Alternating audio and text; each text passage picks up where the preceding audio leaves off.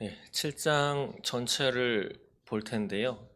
네, 그 성경은 여호수아서 7장 1절과 22절부터 26절까지의 말씀만 읽도록 하겠습니다. 먼저 1절 같이 읽어볼까요? 네, 읽어보겠습니다. 1절 시작. 이스라엘 자손들이 온전히 바친 물건으로 말미암아 범죄하였으니 이는 유다 지파 세라의 증손 삽디의 손자 갈미의 아들 아간이 온전히 바친 물건을 가졌음이라. 여호와께서 이스라엘 자손들에게 진노하시니라. 22절부터 26절 마지막 절까지 또 함께 읽도록 하겠습니다. 22절 읽겠습니다. 이에 여호수아가 사자들을 보내매 그의 장막에 달려가 본즉 물건이 그의 장막 안에 감추어져 있는데 은은 그 밑에 있는지라. 그들이 그것을 장막 가운데서 취하여 여호수아와 이스라엘 모든 자손에게 가지고 오매 그들이 그것을 여호와 앞에 쏟아 놓으니라. 여호수아가 이스라엘 모든 사람과 더불어 세라의 아들 아간을 잡고 그 은과 그 외투와 그 금덩이와 그의 아들들과 그의 딸들과 그의 소들과 그의 나귀들과 그의 양들과 그의 장막과 그에게 속한 모든 것을 이끌고 아골 골짜기로 가서 여호수아가 이르되 내가 어찌하여 우리를 괴롭게 하였느냐? 여호와께서 오늘 너를 괴롭게 하시리라. 온 이스라엘이 그를 돌로 치고 물건들도 돌로 치고 불사르고 그 위에 돌 무더기를 크게 쌓았더니 오늘까지 있더라.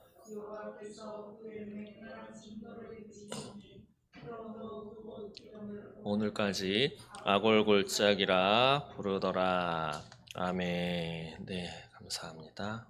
여호수아 7장 말씀. 지난 시간에는 여호수아 6장의 말씀을 보았습니다. 6장 그 전까지의 말씀은 이스라엘 백성들이 출애굽하고 여호수아를 다시 모세를 이은 제2의 지도자로 삼게 해 주셨죠. 그리고 이제 여리고성을 앞에 두고 할례를 행하는 것으로 순종을 하고 이제 여리고성을 하나님께서 무너뜨려서 그곳을 차지할 수 있도록 하신 그 사건이 지난 시간의 사건이었습니다. 네. 그래서 지난 시간에는 여리고 점령 이야기였죠. 여리고 점령 이야기는 하나님께서 여호수아와 함께 계셨고 여호수아의 소문이 온 땅에 퍼지니라라고 하는 그런 이야기로 끝을 맺습니다. 오늘은 성경책에는 보통 아간의 범죄다 이렇게 기록하고 있습니다. 저는 제목을 이렇게 정했습니다. 죄와 전쟁하시는 하나님. 하나님이 본성적으로 본질적으로 함께 하지 못하는 것이 바로 죄인 거죠. 죄. 그래서 하나님이 태초에 천지를 창조하시고 우리 아담과 또 하와를 지으신 다음에 그들을 내쫓으신 까닭은 죄가 그들에게 들어왔기 때문이죠. 그 전까지는 아담과 하와 정말 친밀하게 아버지와 아들, 아버지와 딸처럼 이렇게 동행하면서 살았는데 그 죄가 들어온 다음에 이제 서로를 아담이 먼저 피했죠. 하나님 앞에 부끄러워하고 그런 문제를 해결해 주시기 위해서 하나님은 가죽옷을 입혀 주시는 그러면서 또 에덴에서 내쫓으셨습니다. 그 아담의 범죄 이후로 태어나는 모든 인간들은 다 하나님 앞에 죄인이죠. 그래서 하나님과 원수가 되었는데 그것을 해결해 주신 것이 바로 예수 그리스도의 피, 십자가 사건인 것입니다. 그래서 지금은 사순절을 지내고 있는데 사순절 40일 기간 동안 예수님의 그 십자가 고난과 순환을 함께 동참하며 또 말씀을 묵상하면서 그 은혜를 기억하며 지내는 그런 시간이 바로 지금의 사순절 시간입니다. 여리고 점령 이후에 이제 그 아이성이 앞에 있죠. 아이성. 근데 오늘 7장 1절 말씀을 보시면 이렇게 시작을 합니다. 이스라엘 자손이 온전히 바친 물건으로 말미암아 범죄하였으니. 예. 하나님은 이렇게 말씀하십니다. 이스라엘 자손이 온전히 바친 물건으로 말미암아 인해서 범죄하였다. 그런데 그 이하에 아주 자세하게 또 미리 말씀을 하시죠. 이는 유다 지파 세라의 증손 삽디의 손자 갈미의 아들 아간이 온전히 바친 물건을 가졌음이라. 네. 아간이 훔쳤다라는 것이죠. 아간이 훔쳤다. 예, 아간이 물건을 훔쳤습니다. 분명히 하나님께서는 여호수아를 통해서 여리고를 점령할 때 전리품 아무것도 손대지 말고 온전히 다 하나님께 바쳐라. 다만 그 가운데 딱 한 가정만 살리라고 그랬죠. 기생 라합. 기생 라합은 하나님에 대한 신앙 고백, 하나님을 믿었던, 인정했던 사람이죠. 그렇기 때문에 이방 여인이었는데도 불구하고 이스라엘 백성, 선택된 하나님의 백성의 반열에 들어서 구원받은 유일한 여리고 성의 주민입니다. 아무튼 그랬는데 아간이라고 하는 사람이 훔쳤습니다. 하나님 앞에 바쳐야 했던, 온전히 바친 그 물건을 훔쳤는데, 요즘에는 뭐 저도 그런 이야기는 들었는데, 결혼하기 전에 그 집안을 다 봐야지 된다. 부모님은 뭐 하시고 그 조상에는 어떻고. 근데 요즘에는 갈수록 잘 안 보죠. 그냥 어느 때부턴가 자유연애가 문화적으로 들어오고, 그냥 A남과 B녀가 마음이 통하고 서로가 사랑하는 마음이 있으면 뭐 결혼해도 돼. 뭐 이런 세상이 되어 버렸습니다. 그래서 그들의 부모가 어떤지 저떤지 뭐 그걸 왜 보느냐 전혀 생각하지도 않는 때가 오늘날 우리가 살아가는 때인데, 오늘 1절만 보시면 범죄는 아간이 했는데 아간의 조상들의 이름이 다 나옵니다. 아간의 아버지 갈미, 그 아버지 삽디, 유다의 지파, 세라까지 이름이 다 열거가 쭉 되면서 너 이 집안의 아간, 집안에 완전히 먹칠을 한 사람이 바로 아간인 것이죠. 그런데 오늘 내용을 잘 보시면 한 집안의 먹칠로 끝났으면 괜찮지만, 아간은 그 자신이 훔친 범한 그 죄 때문에 이스라엘 자손 전체가 범죄했다라고 하나님이 그렇게 인정하게 되는 그런 행위를 한 사람이 바로 아간입니다. 그래서 그 결과 어땠느냐? 여호와께서 이스라엘 자손들에게 진노하셨다. 아간 한 사람의 범죄 때문에 여호와께서 이스라엘 자손들 전체에게 진노하셨다로 오늘 1절이 시작을 합니다. 내용은 다 아시죠? 이 하에 이제 또 그 앞에 둔 아이성에다가 정탐꾼을 보냅니다. 그래서 정탐꾼이 돌아와서 오늘 3절에 보시면 2, 3천 명만 데리고 들어가도 아이성은 충분히 점령할 수 있습니다. 그래서 4절에 3천 명, 이 정도도 인원이 적지는 않은 것인데, 그래도 60만 명의 남자 인원 중에서 3천 명이면 뭐 소수인 거죠. 3천 명이 올라갔는데 패하고 쫓겨왔죠. 패하고 쫓겨왔습니다.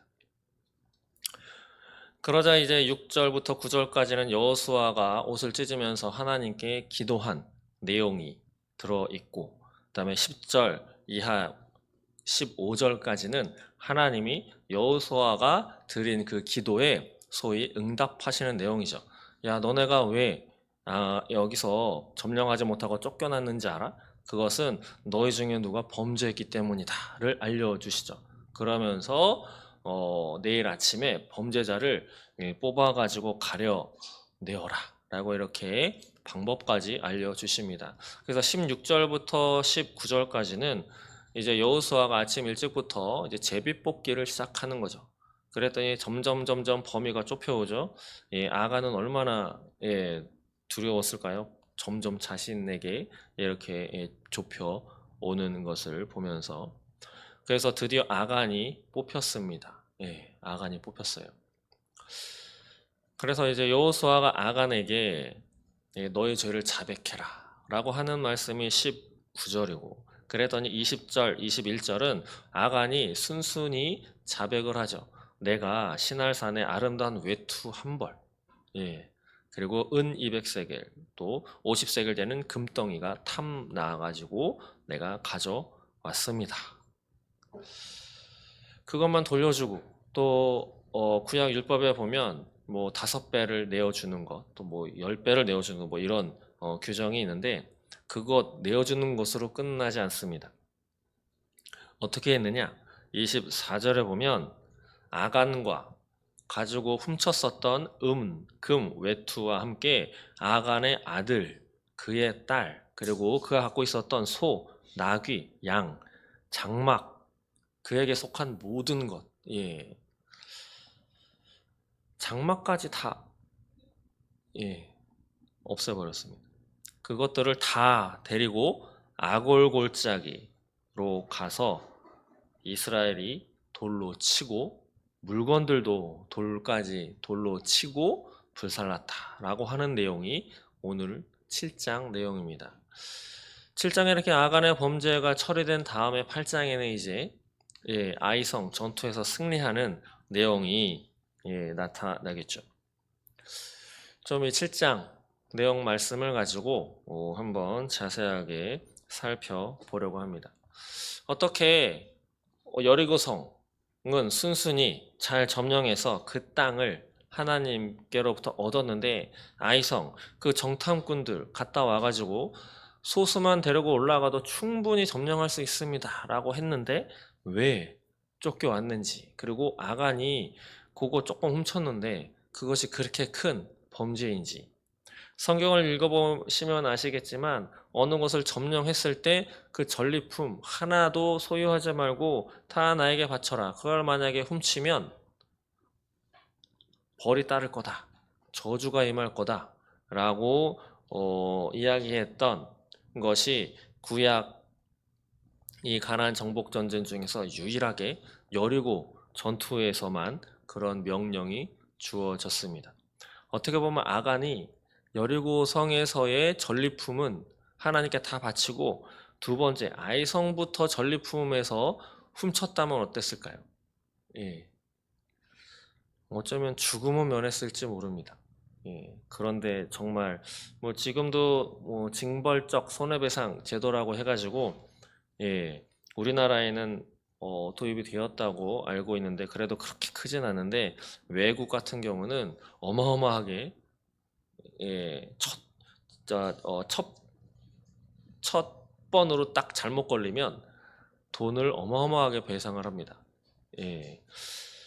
얼마 전에도 뉴스에 스타벅스 한 여직원이 이제 배달 기사한테 커피 3개를 주문 받아가지고 그것을 건네줬는데, 그 하나가 뭐 뚜껑이 잘 안 닫혀져 있었는지 컵이 잘 안 얹혀져 있었는지 이게 받아가지고 이렇게 하는데 그게 엎어져서 허벅지 이 아랫도리에 그게 쏟아졌어요. 그래서 그걸 가지고 이제 병원에 진료를 받았는데 이것 때문에 문제가 됐다고 해서 손해배상 청구했는데 어마어마한 손해배상액을 물게 되었다라는 기사가 나왔습니다.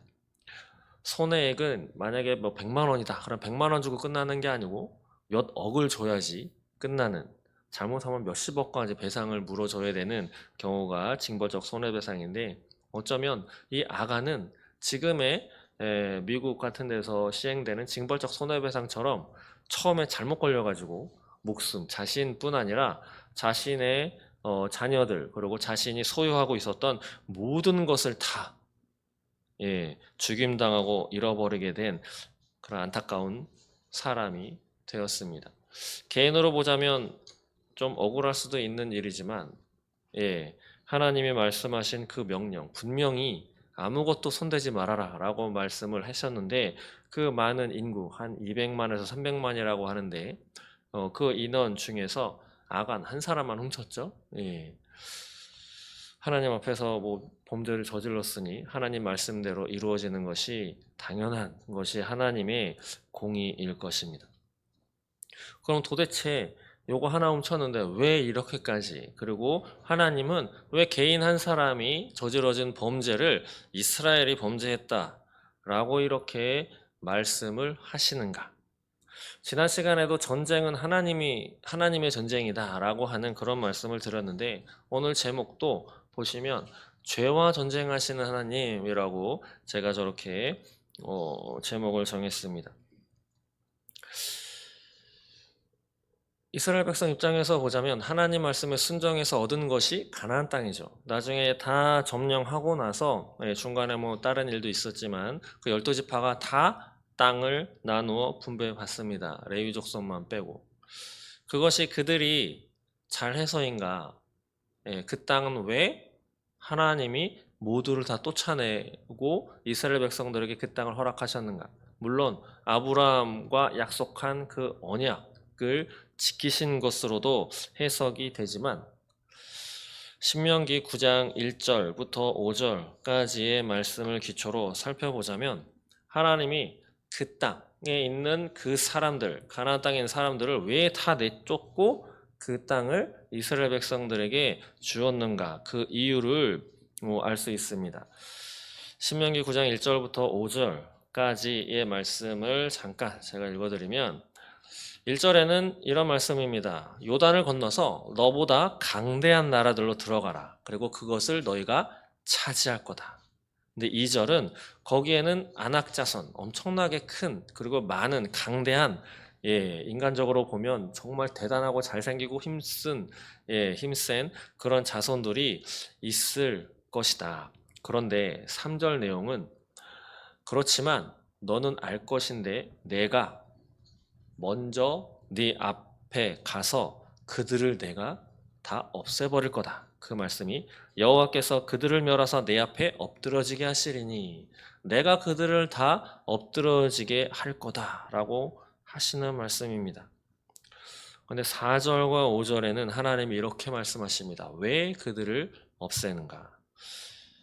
내 하나님 여호와께서 그들을 내 앞에서 쫓아내신 후에 내가 여기서 너는 이스라엘입니다. 내가 심중에 이르기를 내 공의로움으로 말미암아 여호와께서 나를 이 땅으로 인도하여 드려 그것을 차지하게 하셨다 하지 말라. 이스라엘 백성 너희들이 스스로 내가 하나님 앞에 공의롭기 때문에 내가 잘 살았기 때문에 하나님이 이 땅을 나에게 우리에게 주신 것이다 라고 너희는 그렇게 얘기하지 말아라. 너희가 잘나서 너희가 잘 살아서 내가 이 땅을 너희에게 준 게 아니다 라는 말씀이죠. 이어서 말씀합니다. 그것은 이 민족들이 악함으로 말미암아 여호와께서 그들을 내 앞에서 쫓아내심이라. 그들을 그 땅에서 쫓아낸 까닭은 그 민족들이 악하기 때문이다. 여기서 악하다라고 하는 것은 무엇입니까? 바로 하나님 여호와 내가 보기에 그들은 죄로 가득 찼다라고 하는 거죠. 그들은 죄인 된 삶을 처음부터 끝까지 지금까지 살고 있다 라고 하는 거죠. 그러면서 5절에도 계속 말씀하십니다.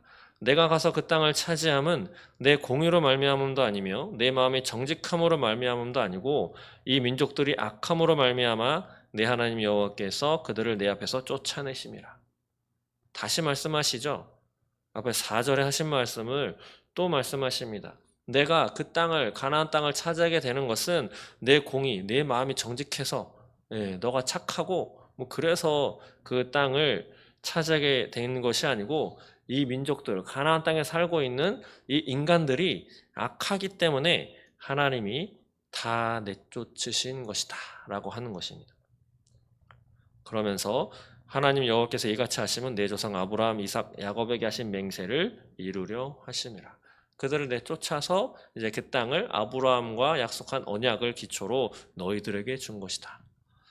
가장 기본적인 그것이죠. 가나안 땅에서 가나안 민족, 이방 백성들, 민족들을 다 없애고 내쫓으신 까닭은 하나님 보시기에 죄로 물든 사람들이기 때문이죠. 죄로 물든.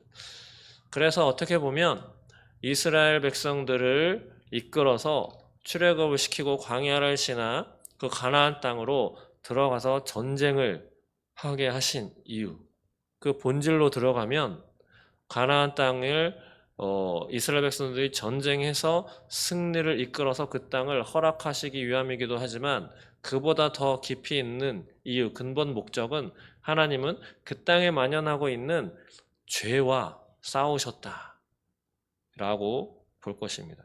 그 안에는 죄와 싸우셨다. 그렇기 때문에 만약에 그들 가운데 죄가 없다면 아니면 죄의 문제가 해결되었다면 아마 기생 라합처럼 구원을 받았겠죠.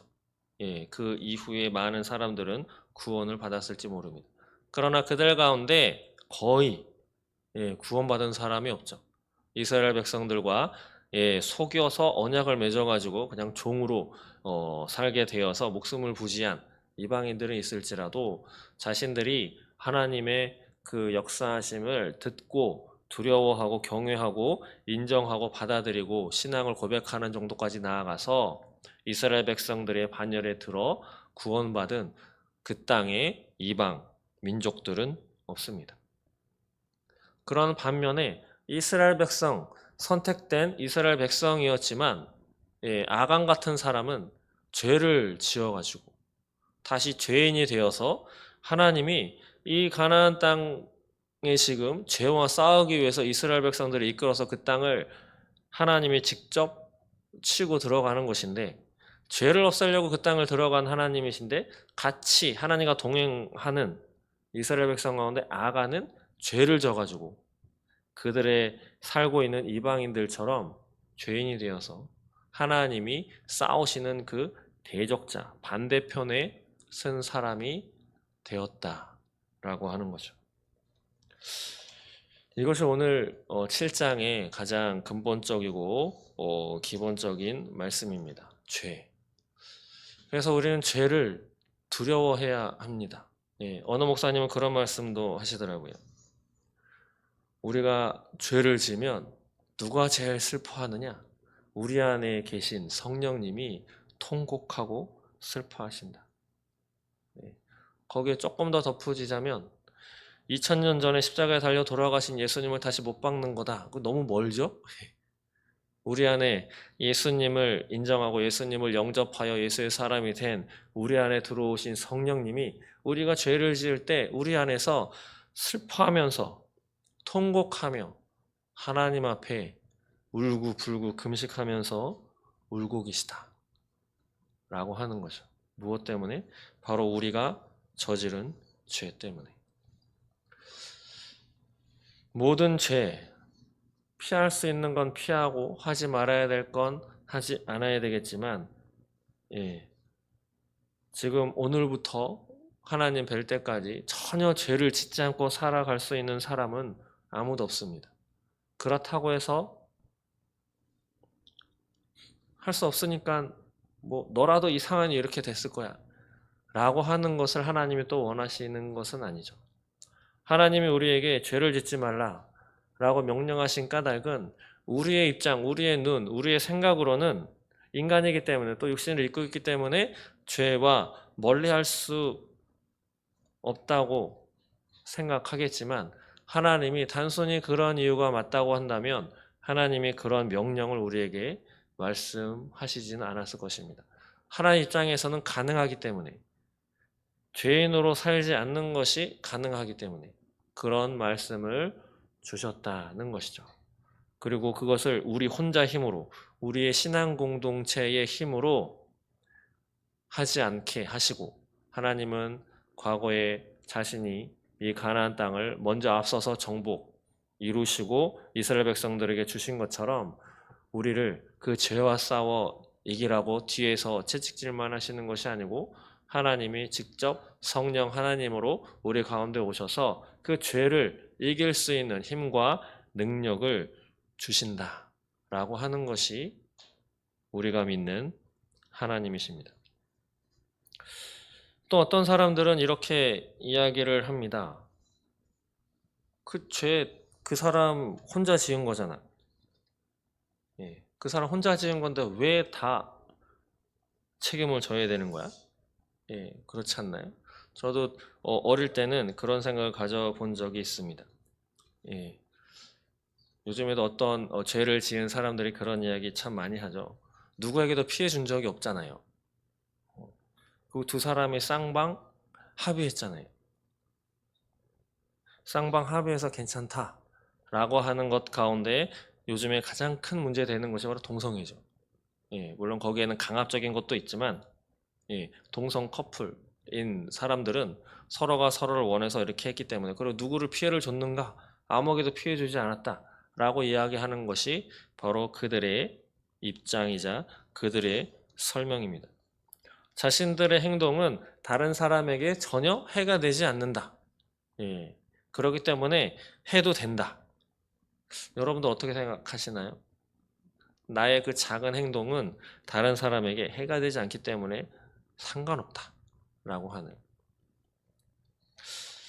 우리나라 법률은 생각하는 거는, 예, 하지 않더라도 오늘 읽었던 본문 말씀 7장 1절만 보시더라도 하나님은 그렇게 생각하지 않습니다. 하나님은 그렇게 생각하지 않는다는 것이죠. 제가 설교 때마다 간혹 말씀드리는 것이 이것이죠. 우리들이 생각하기에 이것이 다 옳다라고 하는데 하나님, 성경이 이거 아니야 라고 하면 우리가 갖고 있는 그 근거가 철학적, 과학적, 자연적, 심리적으로도 양심적으로도 다 합당하고 틀리지 않았다고 백만인이 다 옳다고 하더라도 성경이 아니야 라고 하면 아닌 것이라고. 예, 그 까닭은 하나님은 신이기 때문이다. 이 말씀을 제가 누누이 드립니다. 누누이. 하나님은 한 사람의 죄를 그 한 개인의 죄로만 보시지 않는다는 거죠. 그리고 실제로 우리가 어떤 죄를 저지르는 것은 사람과 사람 사이 관련돼서 짓는 것들이 대부분입니다. 예. 그런 이야기도 많이 하죠. 나는 상처를 준 적이 없는데 상처받은 사람은 있다라고 하는 이야기를 특히 교회에선 참 많이 합니다. 그래서 보통 목회를 많이 하신 목사님들이 야 누가 상처받았다고 누구 상처받았다고 근데 조사해보면 상처 준 사람은 아무도 없다고. 그래서 가끔 그런 얘기를 하셨습니다. 상처를 받는 건 자기 책임이라고. 예. 누가 상처 주려고 일부러 하지 않으니 상처받지 않도록 스스로 조심하시고 스스로 마음을 말씀으로 잘 강대하게 유지하세요 라고. 그러나 분명한 것은 하나님은 한 개인의 죄를 그 개인으로 멈추지 않고 그 공동체 전체의 죄로 돌리신다라고 하는 거죠. 여기에 더생명교회도 마찬가지입니다. 예, 저를 포함해서 누구 하나 하나님 앞에 죄를 진다면 그 한 사람, 저 자신 한 사람의 죄가 아니라 이 교회 신앙 더생명교회 신앙 공동체인 이 교회 전체의 죄로 하나님은 보신다라고 하는 거죠.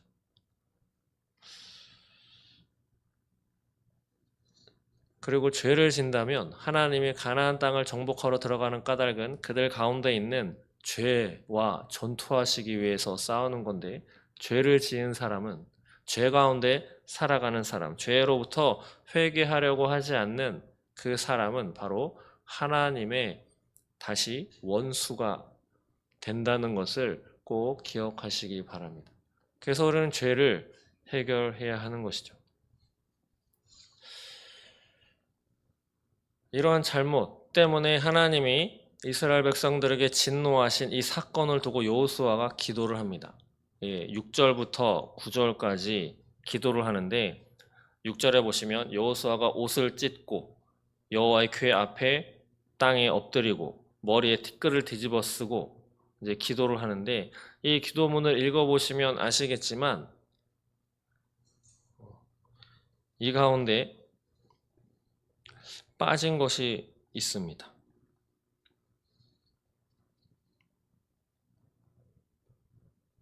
하나님 앞에 어떻게 행했는지,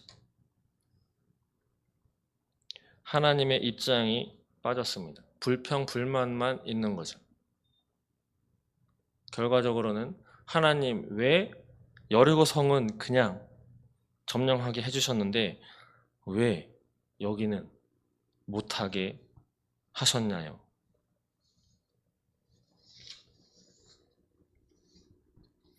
이것이 여호수아의 기도였습니다.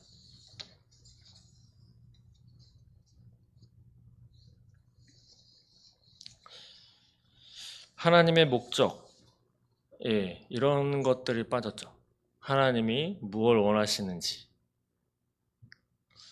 여러분들은 기도를 어떻게 하시나요? 기도의 주된 내용은 보통 무엇입니까?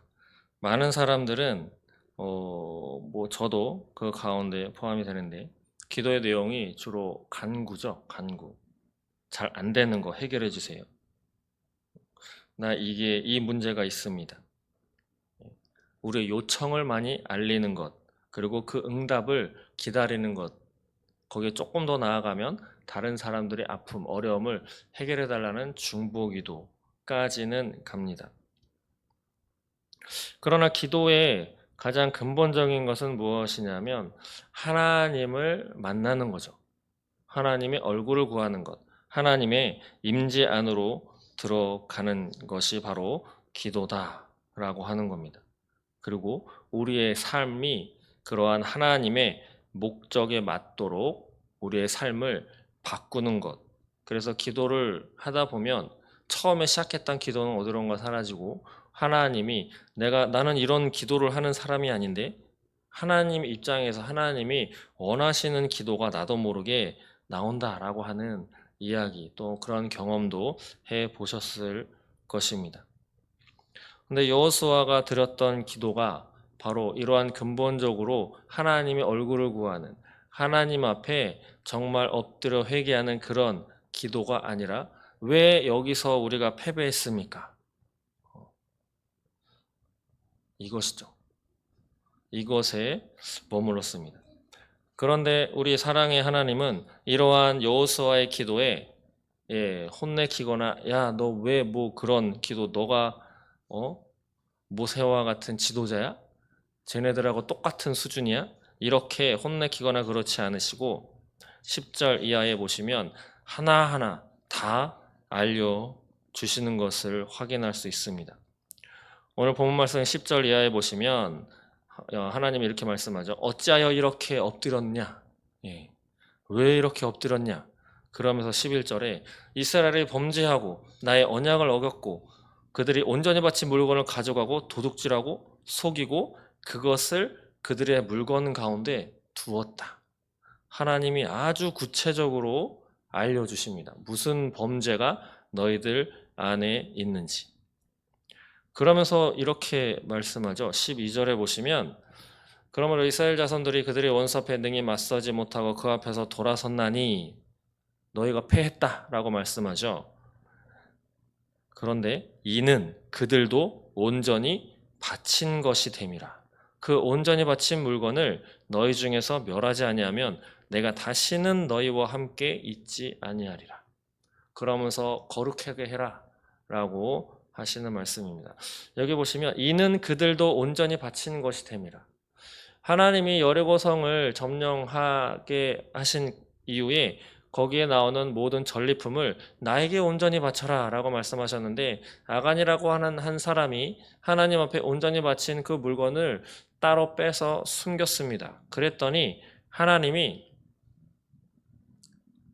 너희가 내 것을 훔쳤기 때문에 그 훔친 물건 대신에 너희들이 나에게 바친 것이 되었다 라고 하는 거죠. 하나님 앞에 구약의 제사 지낼 때 어떻게 드리죠? 짐승을 갖고 오면 각을 뜨고 불로 살아서 불과 연기로 하나님 앞에 이렇게 올려 드리죠. 그리고 피를 이렇게 뿌리고 그것이 하나님 앞에 바쳐드리는 제사입니다. 제물이 그렇게 바쳐지는 거죠.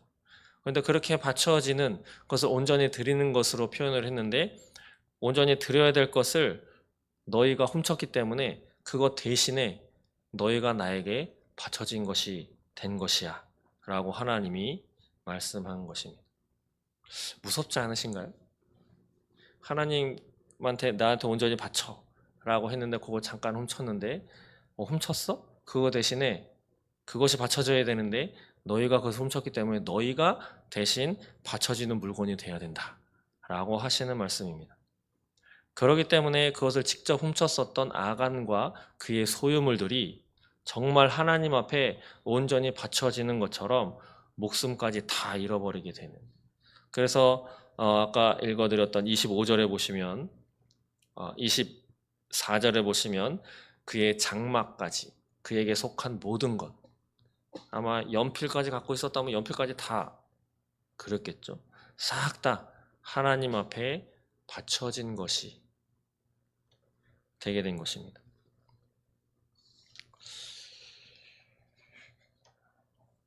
참 무서운 하나님입니다.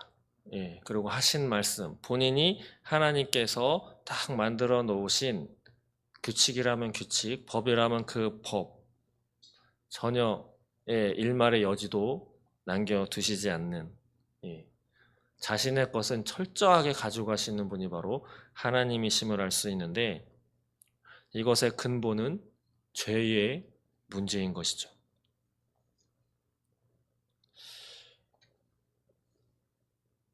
그리고 아간을 찾아내는 그 방법이 15절까지 이제 제비 뽑기를 하게 되는 것입니다. 제비 뽑기. 아침부터 이제 제비를 뽑는데, 여기 뽑는다라고 하는 이 단어, 여기에 이제 뽑히다, 영어로는 take인데, 원어를 보면은 이 원어가 어디서 사용했냐면 전쟁에서 포획한다.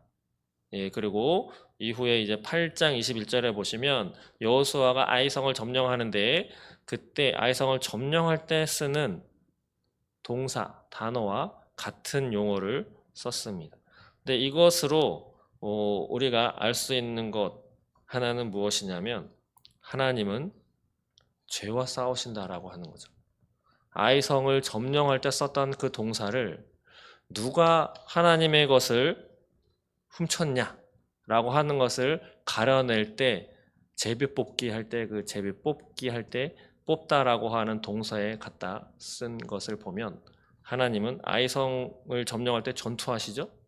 예, 죄를 지은 사람을 찾아낼 때도 전투하다라고 하는 용어를 쓴 것을 보면, 하나님은 이스라엘 백성들 가운데에서도 죄와 싸우고 계시다라고 하는 것을 우리는 알 수 있습니다. 이것이 아이성 전투에서 패배한 이유입니다. 그리고 하나님께서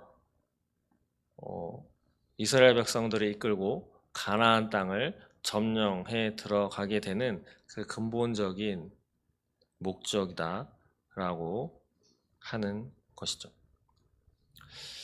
내용을 마무리 짓겠습니다. 여호수아 7장 말씀에 아간의 범죄, 하나님은 모든 걸 다 아셨습니다. 용서해 주실 수도 있었지만 하나님께서는 용서해 주시지 않으시고, 그 아간을 여리고성의 전리품, 하나님 앞에 온전히 바친 물건을 훔친 그를 온전히 바친 물건 대신에 그를 바친 물건으로 취급하셨습니다. 그래서 그들의 생명과 모든 것을 다 죽이게 되는 이러한 벌로 하나님은 오늘 7장을 마무리하게 됩니다. 하나님이 가장 싫어하시는 것, 바로 죄. 하나님이 가나안 땅의 모든 사람들을 물리치시고 그들을 내쫓으시는 이유도 그들 가운데 있었던 죄다라고 하는, 오늘날 2025년도 대한민국에 살아가는 우리들에게는 잘못을 저질렀는데도, 그것이 들통이 나는데도 전혀 미안해하거나 용서를 구하거나 라고 하는 것보다, 운전을 하시니까 잘 아실 거예요. 가벼운 접촉사고나 아니면 다른 사고가 났을 때 요즘에는 죄송합니다, 어디 심하게 안 아프세요? 라고 이렇게 먼저 안부를 물어보거나 용서를 구하는 사람도 있지만, 많은 사람들은 그것보다 보험회사에다 전화해가지고 여기서 해결해 줄 것이니까 이것을 통해서 해결하시면 됩니다 라고, 그리고 병실에 입원해 있는데도 보험사 직원은 찾아와서 이것저것 이야기를 하지만 정작 들이받은 가해자는 코빼기도 보이지 않는 것이 오늘의 우리가 살아가고 있는 현실입니다.